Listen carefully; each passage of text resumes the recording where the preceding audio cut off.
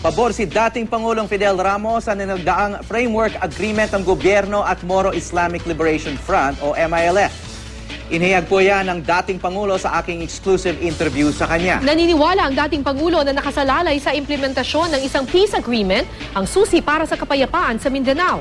Binatikos din ni Ramos ang deklarasyon ni dating Pangulong Joseph Estrada ng all-out war sa Mindanao noong taong 2000. Dahil dito naantala raw ang pag-usad ng pag-uusap tungo sa kapayapaan. Narito ang report. Sir, yung Bangsa Moro framework peace agreement, no? Okay. I'm glad you brought that up. Yeah. Sumasang-ayon ba kayo dito sa Bangsa Moro framework peace agreement? Yes, because I consider that a breakthrough for peace once more in Mindanao. Dahil sa takot-takot na hirap ng mga tao doon. Pati yung ating republika, apektado, di ba?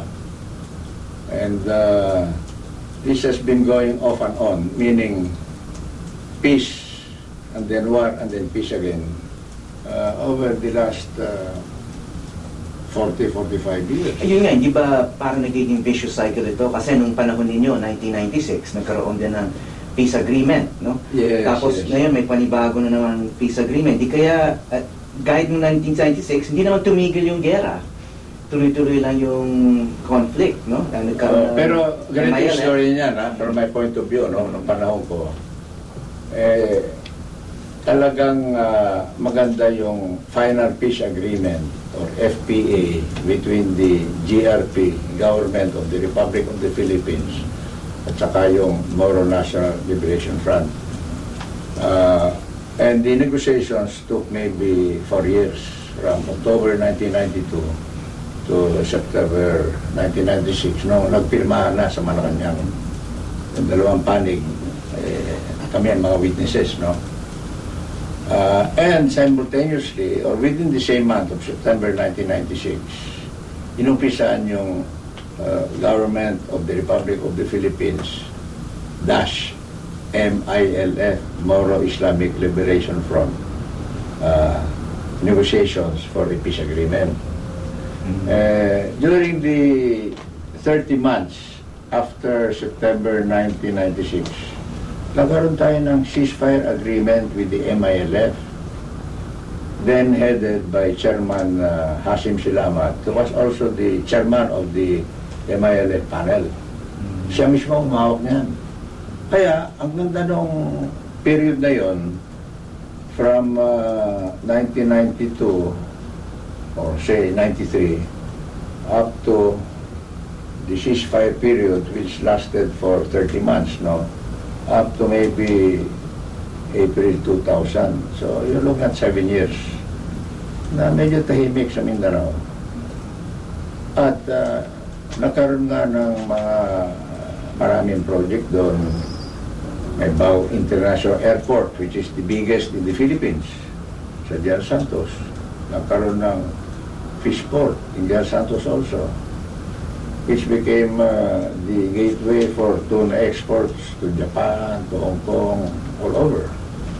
So noong 1996, yung tinawag na Final Peace Agreement, kung final na yun, bakit kinailangan pa ng 2012 Framework Peace Agreement? Hindi, kasi kung after 2 or 3 years hindi natutupad na kumpleto, maayos o maganda ang kasunduan, bubuhay na naman yung away-away dito, away-away ito, mayroon namamatay, mayroon nasasaktan. And this is the story of the 96 Final Peace Agreement. It was good. During my time, if I may say so, pardon me for being so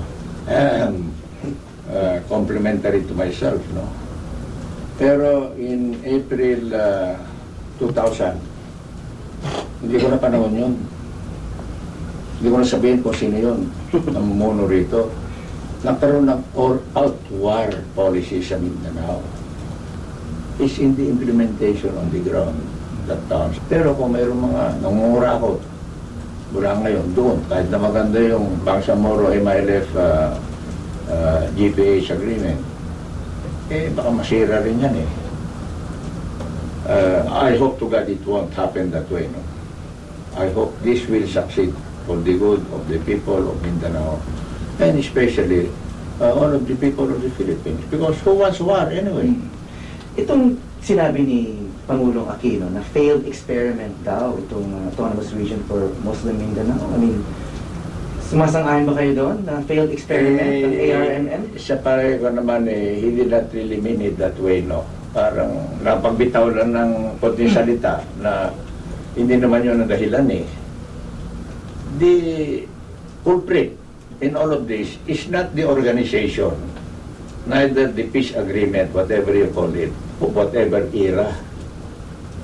Yung gumagawa, yung naka-assign doon na official, responsible, or accountable for the success of the project.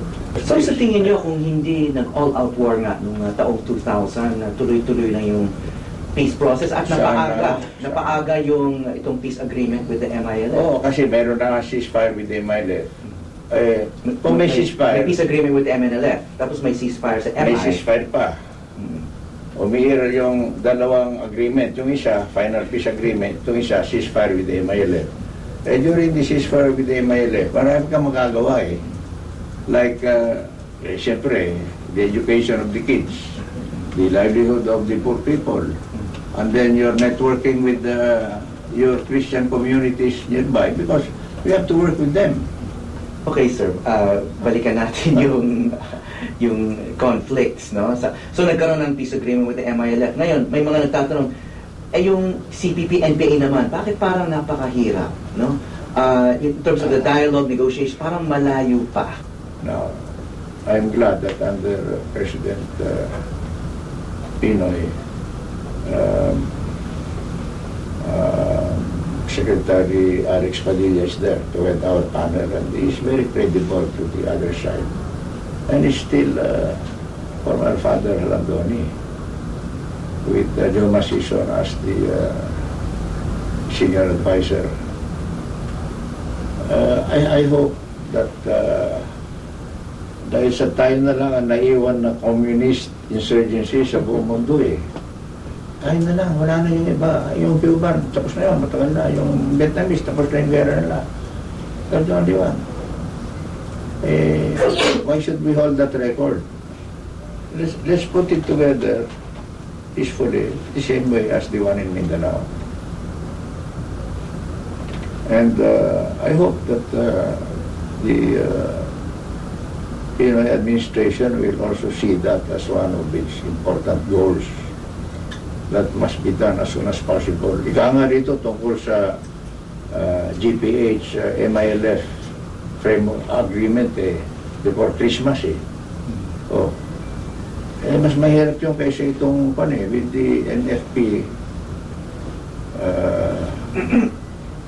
government of the Philippines Kasi makakunti na lang yung NPA